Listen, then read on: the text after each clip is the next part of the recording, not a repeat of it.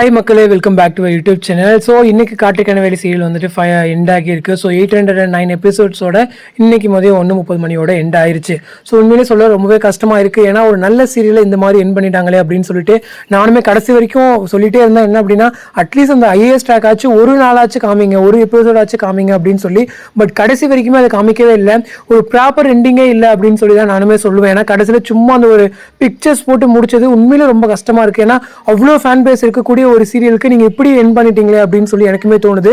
At least உங்களுக்கு time வேணும், end பண்ண உங்களுக்கு டைம் வேணும், கொஞ்சம் எங்களால் ரஷ் பண்ணி முடிக்க முடியல அப்படின்னு சொல்லியிருந்தீங்கன்னா கூட ஒரு 3 hours அந்த பாரதி கண்ணம்மா சீசன் 2 எண்ட் பண்ண மாதிரியாச்சும் எண்ட் பண்ணிருக்கலாம். பட் அதை கூட டீம் சைட்லேருந்து பண்ணல, சேனல் சைட்லேருந்து பண்ணல, ஜஸ்ட் அப்படியே அப்டேட்டா எண்ட் பண்ணிட்டாங்க. ஸோ எண்ட் பண்ற ஐடியா இருந்துச்சுன்னா இந்த ட்ரக் கிராக்கை வந்துட்டு கொஞ்ச நாளைக்கு முன்னாடியே முடிச்சுட்டு ஒரு நல்ல பாசிட்டிவ் எபிசோட்ஸ் கொண்டு வந்திருக்கலாம். பட் டீம் சைட்லேருந்து வேணும்னே பண்ண மாதிரி தான் எனக்குமே தோணுது. ஏன்னா ஏன்பா இப்படி பண்ணிட்டு இருக்கீங்கன்னு சொல்லி திருப்ப நம்ம சொல்லிட்டு இருக்கோம். ஆனா அவங்க எந்த ஒரு ரெஸ்பான்ஸுமே கொடுக்காம நாங்க இப்படித்தான் பண்ணுவோம் அப்படின்னு சொல்லி அவங்களுமே பண்ணிட்டு இருக்காங்க. ஸோ இது வந்து ஒரு மிக கஷ்டமா தான் இருக்கு. பட் எனிவே சீரியல் வந்து எண்ட் ஆயிடுச்சு. ஸோ இந்த நேரத்தில் காற்றுக்கனவேலியுடைய ஒரு சின்ன நினைவலைகள் தான் ஸ்கிப் பண்ணாம வீடியோ ஃபுல்லா பாருங்க. ஸோ காற்றுக்கனவேலி வந்துட்டு 18 January 2021 வந்து லான்ச் ஆச்சு. ஸோ இன்னையோட 809 எபிசோட்ஸ் கிட்ட கிராஸ் பண்ணியிருக்காங்க. ஸோ ரொம்ப நாளா வந்துட்டு பேருக்கு வந்து மேரேஜ் ஆகாம ரொம்ப ட்ராக் பண்ணி கடைசியில மேரேஜ் பண்ணி அவ்வளோ நாள் வரைக்கும் நல்ல சக்சஸா போன ஒரே சீரியல் காற்றுக்கனவேலி தான் விஜய் டிவில. ஸோ இந்த அளவுக்கு ஒரு பாப்புலரான சீரியல் வந்துட்டு இவ்வளவு சடனா முடிச்சிட்டாங்க. ஸோ சீரியல் ஸ்டார்டிங்ல தர்ஷனும் பிரியங்காவும் தான் ஹீரோயினா ஆக்ட் பண்ணிட்டு இருந்தாங்க. பட் தர்ஷன் வந்துட்டு சில மூவி ரீசன்ஸ்னால சில வந்து குவிட் பண்ணிட்டு போயிட்டாரு. ஸோ அதுக்கப்புறம் தான் அந்த சுவாமி குரு வந்து ரீப்ளேஸ் ஆனாரு. ஸோ நடுவில் எவ்வளோ கேரக்டர்ஸ் வந்து ரீப்ளேஸ் ஆனாங்க. ஸோ வெனிலாவுடைய அக்கா கேரக்டர் வந்து டெத்துங்கிற மாதிரிலாம் காமிச்சாங்க. ஸோ வெனிலாவுடைய தம்பி கேரக்டர் வந்து ரீப்ளேஸ் ஆனாங்க. ஸோ ஹீரோ சுவாமியுடைய அம்மா கேரக்டர் பண்றவங்க ரீப்ளேஸ் ஆனாங்க, பெரியம்மா கேரக்டர் பண்றவங்க ரீப்ளேஸ் ஆனாங்க. ஸோ இந்த மாதிரி நிறைய ரீப்ளேஸ்மெண்ட் நடந்துச்சு, நிறைய கேரக்டர்ஸ் வந்து நடுவில் மிஸ் ஆச்சு. ஸோ அதையெல்லாம் தாண்டி இவ்வளவு தூரம் வந்து மூவ் ஆகிருக்கு. ஸோ இந்த சீரியல் வந்துட்டு நான் கிட்டத்தட்ட 4 டேரக்டர்ஸ் வந்து டைரக்ட் பண்ணியிருந்தாங்க. ஸ்டார்டிங்ல வந்து பிரான்சிஸ் கதிரவன் சார் தான் டைரக்ட் பண்ணாரு. அதுக்கப்புறம் வந்து வி சந்திரசேகர் சார் கொஞ்ச நாள் டைரக்ட் பண்ணாரு. அதுக்கப்புறம் ஹரிஷ் ஆதித்யா சார் வந்து டைரக்ட் பண்ணாரு. இப்போ ரீசெண்டா லாஸ்ட் வந்து நீரவி பாண்டியன் சார் வந்து டைரக்ட் பண்ணாரு. மொத்தம் 4 டேரக்டர்ஸ் வந்து சேஞ்ச் ஆனாங்க.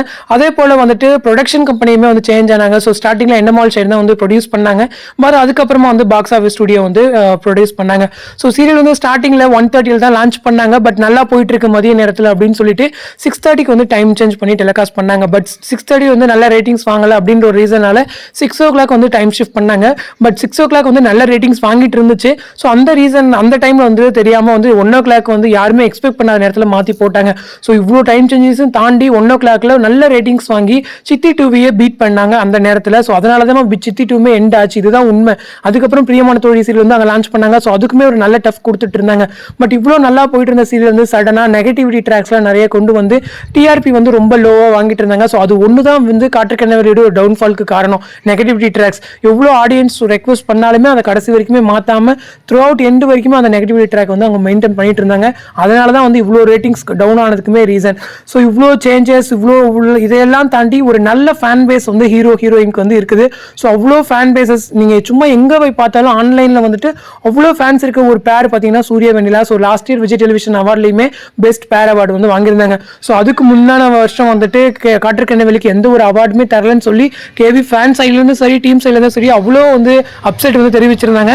பட் அது எல்லாத்தையும் வந்து ஓரளவுக்கு ரெக்டிஃபை பண்ணுற மாதிரி லாஸ்ட் இயர் வந்து பேர் அவார்டு வந்து கொடுத்துருந்தாங்க. ஸோ இது எல்லாமே ஃபேன்ஸ்க்கு ஒரு ஹாப்பி மொமெண்ட்ஸ் தான். பட் ஸ்டில் லாஸ்ட் வரைக்குமே இப்படி எண்ட் ஆயிடுச்சுன்னு சொல்லி வருத்தத்தில் தான் இருக்கும். ஸோ இந்த நேரத்தில் சுவாமி ப்ரோ வந்து மகாநதி சீரியல் வந்து கமிட் ஆகியிருக்காரு. பட் இன்னும் பிரியங்கா வந்து அவங்களுடைய நெக்ஸ்ட் ப்ராஜெக்ட் பற்றி எதுவும் சொல்லலை.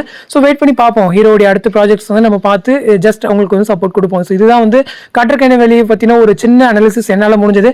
ஸோ இந்த வீடியோ பற்றின கமெண்ட்ஸ் வந்து கமெண்ட் செக்ஷனில் சொல்லுங்கள். அடுத்த ஒரு இன்ட்ரெஸ்டிங் அப்டேட்டோட நெக்ஸ்ட் வீடியோ மீட் பண்ணுறேன். தேங்க்ஸ் ஃபார் வாட்சிங் அண்ட் பை.